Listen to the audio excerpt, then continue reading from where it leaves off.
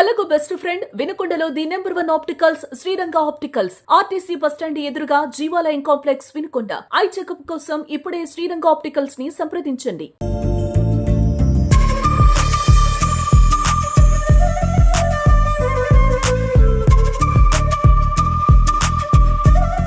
తమ్ముడు నీ పేరేంటమ్మా? హన్షిత్. నువ్వు? ఆయితే అన్న. ఓకే, ఏ స్టాండర్డ్ మీ ఇద్దరు? 9th standard. బెస్ట్ ఫ్రెండ్స్ మీ ఇద్దరు? చెప్పండి, మీ ఫేవరెట్ టీచర్ ఎవరు? పవన్ సార్. మీకు కూడా పవన్ సారేనా? అసలు ఏంటి అందరూ పవన్ సార్ నేను ఇట్లా కలవరిస్తున్నారు? ఆయనలో ఉన్న మీకు నచ్చిన క్వాలిటీ ఏంటి? పవన్ సార్ చాలా మంచి వాళ్ళు. మిగతా వాళ్ళందరూ చెడ్డోళ్ళా? సార్ లవ్ అండ్ ఎఫెక్షన్ చాలా బాగుంటది. అలాగే ఎవరైనా తప్పు చేస్తే అసలు క్షమించరు. వాళ్ళు మంచి దారిలో నడిపించడానికి ప్రయత్నిస్తా ఉంటారు. అలాగే గేమ్స్ గానీ ఇతర కల్చరల్ యాక్టివిటీస్ గానీ బాగా చేస్తారు. ఓకే, సో మీ పవన్ సార్ నేర్పించే మంచి స్పోర్ట్ ఏంటి? ఆయన నేర్పించే వాటిలో మీకు? Soft ball. ఆల్రౌండర్ తెలిసే అర్థమవుతుంది మీరు చెప్పే. బాగా ఆడేది వాటిలో మీకు నచ్చే స్పోర్ట్ ఏంటి? Soft ball. Soft ball. నీకు రాదు? నాకు బాస్కెట్ బాల్. నీకు basket Bala? Okay, very good. ఇప్పుడు నీ పేరేంటమ్మా? ఎన్ హేమంత్. ఏ స్టాండర్డ్ నువ్వు? 7th standard. 7th standard. చెప్పి ఈ రోజు జరుగుతున్న కార్యక్రమం ఏంటి? Teachers day celebrations. Okay, teachers day అంటే ఎవరి పుట్టినరోజు మనం టీచర్స్ డేగా జరుపుకుంటాం? డాక్టర్ సర్వేపల్లి రాధాకృష్ణ. ఓకే, చెప్పేవారు సర్వేపల్లి రాధాకృష్ణ గురించి మీకు ఏమేమి తెలుసు? First vice president of India and second president of India. He was also a famous teacher. Okay, very good. మీ ఫేవరెట్ టీచర్ ఎవరు మీ స్కూల్లో? పవన్ సార్. పవన్ సారేనా? నీకు కూడా పవన్ సారేనా?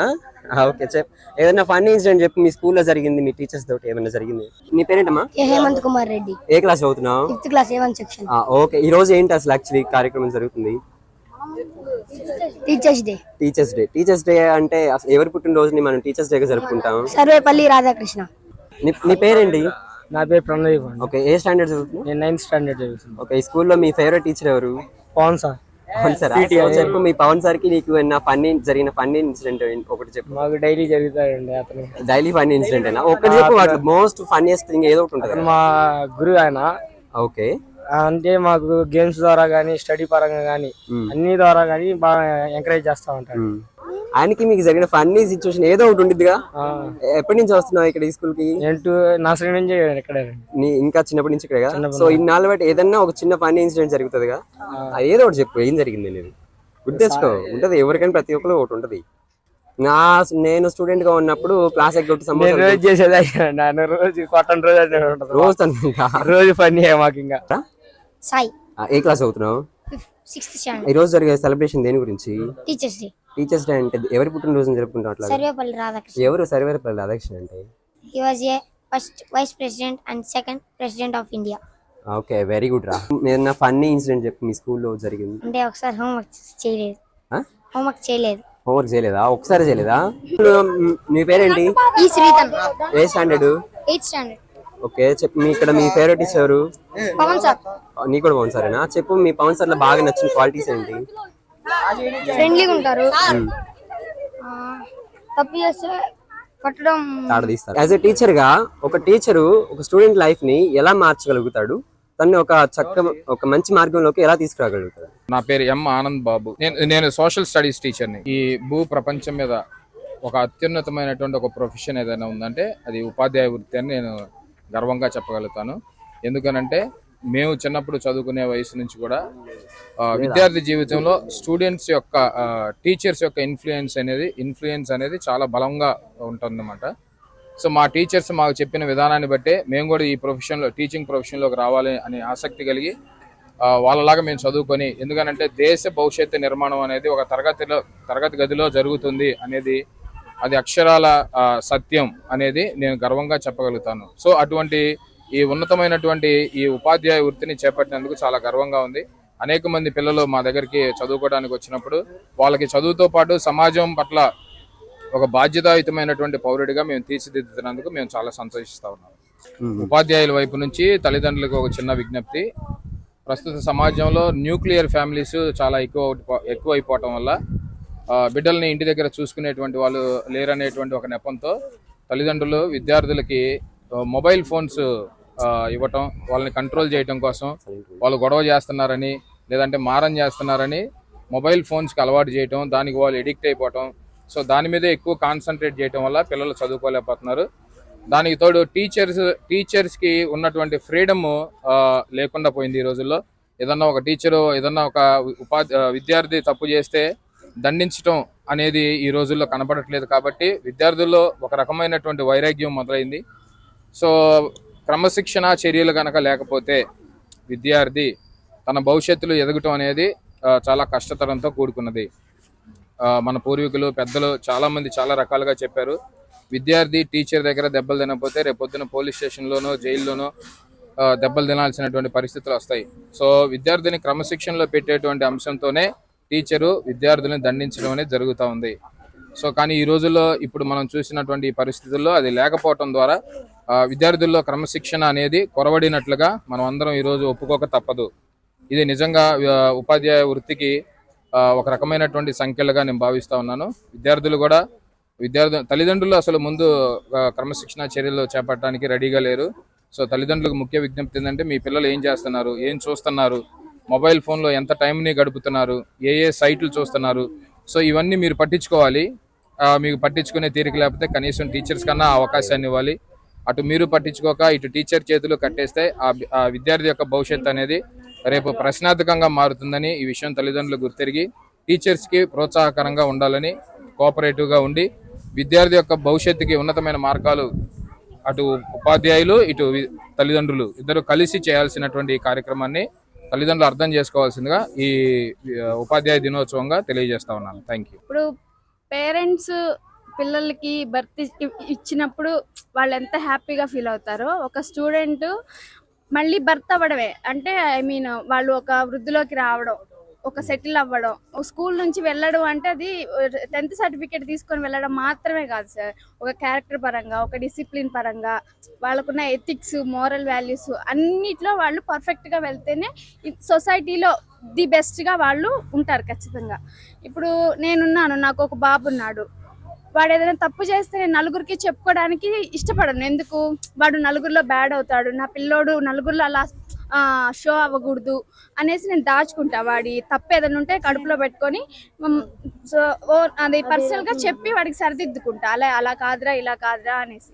ఈవెన్ మన పిల్లలైనా సరే, స్టూడెంట్స్ ఏదైనా తెలియక తప్పు చేసినప్పుడు వాళ్ళని ఎప్పుడు అందరిలో అవమానకరంగా మాట్లాడకూడదు, అవమానకరంగా తిట్టకూడదు, పనిష్ చేయకూడదు అనేది నేను ఫాలో అవుతాను సార్. ఇన్ కేస్ తప్పు చేయకుండా ఎవరు ఉండరు.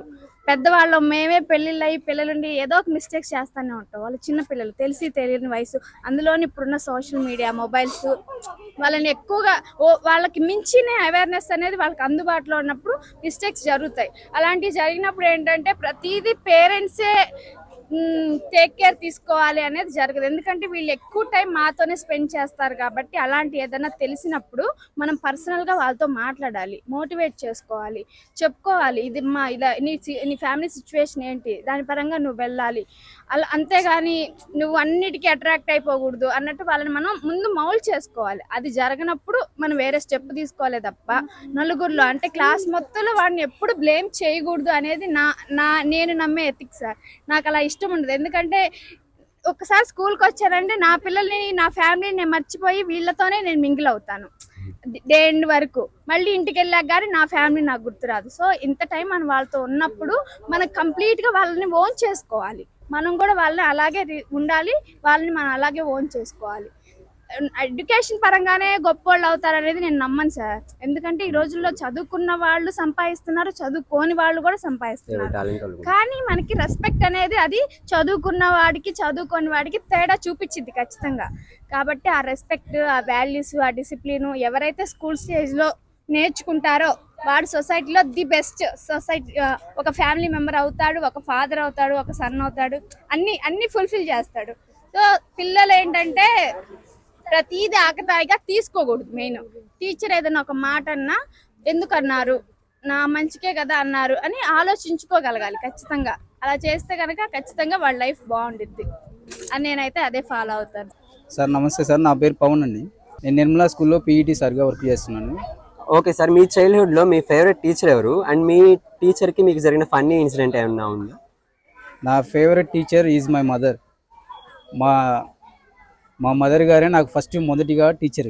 నాకు అన్ని అనుభవాలు నేర్పిస్తూ ప్రతి ఒక్కటి ముందు అంచుతో తీసుకెళ్తూ ఇలా ఇలా ఉండాలని ప్రతి ఒక్కటి తన మనస్ఫూర్తితో అన్నీ మనకు నేర్పిస్తూ నాకు మొదటిగా మా మదర్ గారే మొదటి టీచర్.